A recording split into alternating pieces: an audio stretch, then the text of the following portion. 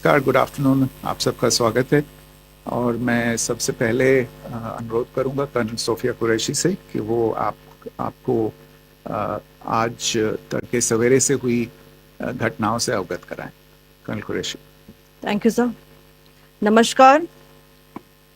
8 से 9 मई 2025 की मध्य रात्रि को पाकिस्तानी सेना ने सैन्य बुनियादी ढांचे को निशाना बनाने के इरादे से पूरी पश्चिमी सेना पर भारतीय वायु क्षेत्र का कई बार उल्लंघन किया। यही नहीं बल्कि पाकिस्तानी सेना ने नियंत्रण रेखा पर भारी कैलिबर वाले हथियारों से गोलीबारी भी की। अंतर्राष्ट्रीय सीमा और नियंत्रण रेखा पर लेह से लेकर सरक्रीक तक 36 स्थानों पर 300 से 400 लगभग ड्रोनों का इस्तेमाल घुसपैठ का प्रयास करने के लिए किया गया। भारतीय सशस्त्र बलों ने काइनेटिक्स व नॉन काइनेटिक साधनों का उपयोग करके इनमें से कई ड्रोन्स को मार गिराया। इतने बड़े पैमाने पर हवाई घुसपैठों का संभावित उद्देश्य वायु रक्षा प्रणालियों का परीक्षण करना और खुफिया जानकारी इकट्ठा करना था। ड्रोन के मलबे की फोरेंसिक जांच की जा रही है। प्रारंभिक रिपोर्ट्स से पता चलता है कि वे तुर्की के असीस गार्ड सोंगर ड्रोन्स हैं। इसके उपरांत रात में पाकिस्तान के एक सशस्त्र यूएवी ने भटिंडा सैन्य स्टेशन को निशाना बनाने की कोशिश भी की, जिसे पकड़ा गया और उसे निष्क्रिय कर दिया गया। पाकिस्तानी हमले के जवाब में पाकिस्तान में 4 हवाई रक्षा स्थलों पर सशस्त्र ड्रोन्स लॉन्च किए गए। इनमें से एक ड्रोन एडी रडार को नष्ट करने में सक्षम रहा। पाकिस्तान ने जम्मू कश्मीर के तंगधार, उरी, पुंछ, मेंढर, राजौरी, अखनूर और उधमपुर में भारी कैलिबर आर्टिलरी गन और सशस्त्र ड्रोन्स का उपयोग करके नियंत्रण रेखा के पार गोलीबारी भी की, जिसके परिणाम स्वरूप भारतीय सेना के कुछ जवान हताहत हुए और घायल हुए। भारतीय जवाबी कार्रवाई में पाकिस्तानी सेना को भी बड़ा नुकसान पहुंचाया गया। इसके अलावा पाकिस्तान का गैर जिम्मेदाराना व्यवहार फिर से सामने आया। 7 मई 2025 को रात 8:30 बजे एक असफल अकारण ड्रोन और मिसाइल हमला करने के बावजूद पाकिस्तान ने अपना नागरिक हवाई क्षेत्र बंद नहीं किया। पाकिस्तान अपने नागरिक विमानों को ढाल के रूप में इस्तेमाल कर रहा है, जबकि उसे अच्छी तरह से पता है कि भारत पर उसके हमले से हवाई रक्षा की तीव्र प्रतिक्रिया होगी। यह भारत और पाकिस्तान के बीच अंतर्राष्ट्रीय सीमा के पास उड़ान भरने वाले अंतर्राष्ट्रीय उड़ानों सहित नागरिक विमानों के लिए सुरक्षित नहीं है। यहां स्क्रीन शॉट में पंजाब सेक्टर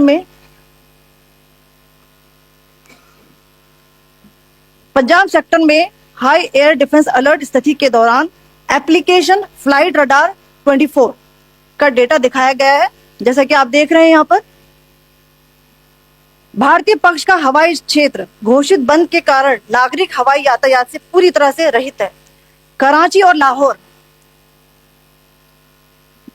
के बीच के हवाई अड्डे मार्ग पर नागरिक एयरलाइंस उड़ान भर रही है। हाई अलर्ट किया गया है विमान फ्लाइनेस एविएशन का एयरबस 320, जैसा कि आप यहां देख रहे हैं, जो कि शाम को 5:50 बजे दमम से शुरू हुआ और रात को 9:10 बजे लाहौर में उतरा। ये सारा डिटेल्स आप यहां देख रहे हैं, ये डिटेल्स यहां लिखा हुआ है। Can you see this?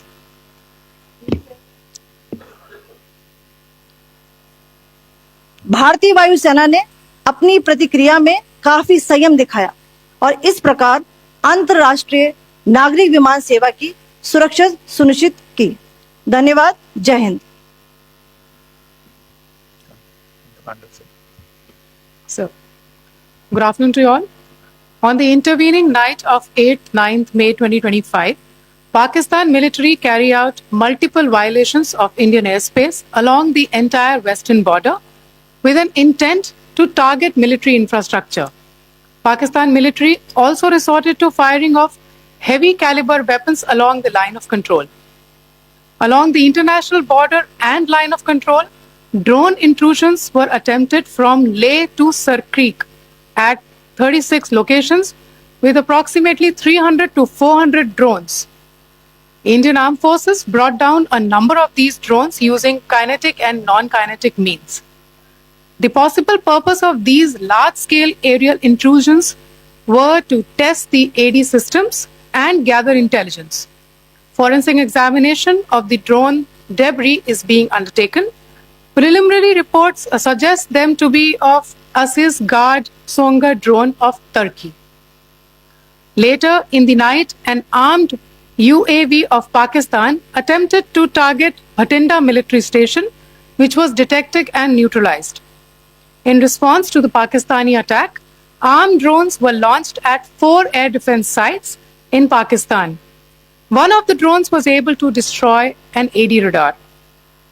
Pakistan also carried out artillery shelling across the line of control using heavy caliber artillery guns and armed drones at Tangdhar, Uri, Poonch, Mendhar, Rajouri, Akhnur, and Udhampur in Jammu and Kashmir area, which resulted in some losses and injuries to Indian Army personnel.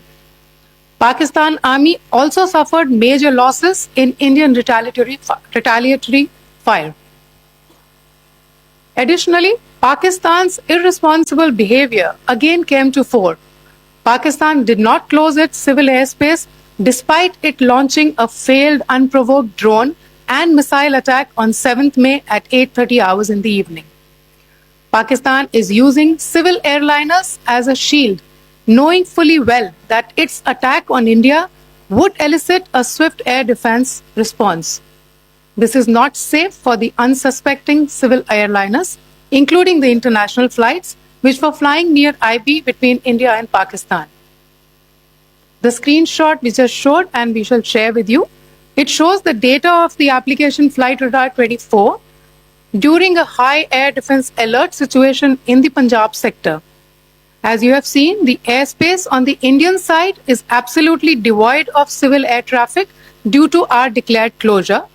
However, there are civil airlines flying the air route between Karachi and Lahore.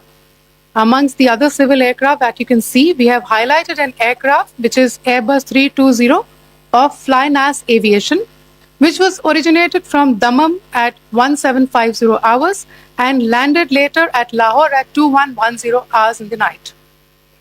Indian Air Force demonstrated considerable restraint in its response, thus ensuring safety of international civil carrier.